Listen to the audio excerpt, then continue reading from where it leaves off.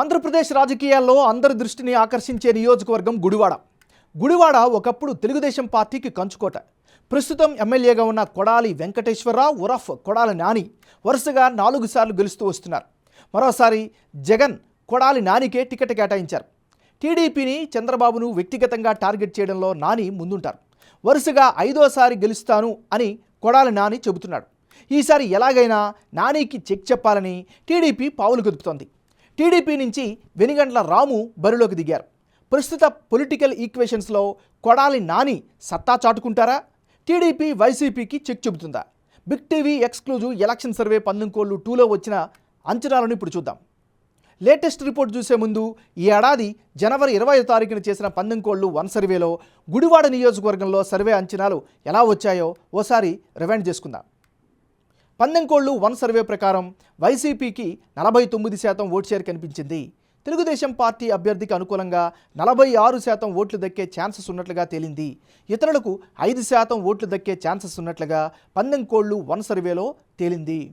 పార్టీల పొత్తులు, అభ్యర్థుల ఖరారు తర్వాత కీలకమైనటువంటి గుడివాడ నియోజకవర్గంలో 19/2 సర్వేలో వచ్చినటువంటి లెక్కలను, అంచనాలను ఇప్పుడు చూద్దాం.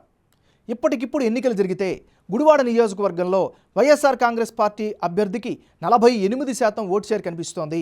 అదే సమయంలో తెలుగుదేశం పార్టీ అభ్యర్థికి అనుకూలంగా 47% ఓట్లు దక్కే ఛాన్సెస్ ఉన్నాయి. ఇతరులకు 5% ఓట్లు దక్కే ఛాన్సెస్ ఉన్నట్లుగా తెలుస్తోంది. 2 సర్వేల మధ్య జనం యొక్క అభిప్రాయం ఎలా ఎందుకు మారింది? వైసీపీ, టీడీపీ అభ్యర్థుల్లో ఎవరికి ఎడ్జ్ పెరిగింది అన్నది ఇప్పుడు పరిశీలిద్దాం.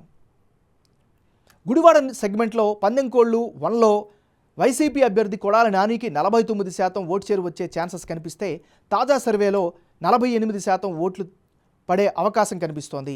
అటు టీడీపీ అభ్యర్థి వెనిగండ్ల రాముకు గత సర్వేలో 46% ఓట్లు కనిపిస్తే తాజా సర్వేలో 47% ఓట్లు వచ్చే ఛాన్సెస్ ఉన్నట్లుగా తెలుస్తోంది.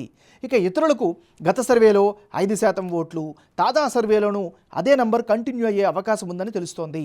ఓవరాల్గా చూస్తే గుడివాడ నియోజకవర్గంలో వైసీపీ, టీడీపీ మధ్య టఫ్ ఫైట్ ఖాయంగా కనిపిస్తోంది. 2 సర్వేల్లో గుడివాడ నియోజకవర్గంలో అభ్యర్థుల మధ్య మారిన ఓట్ల శాతం, అందుకు గల కారణాలను ఇప్పుడు పరిశీలిద్దాం.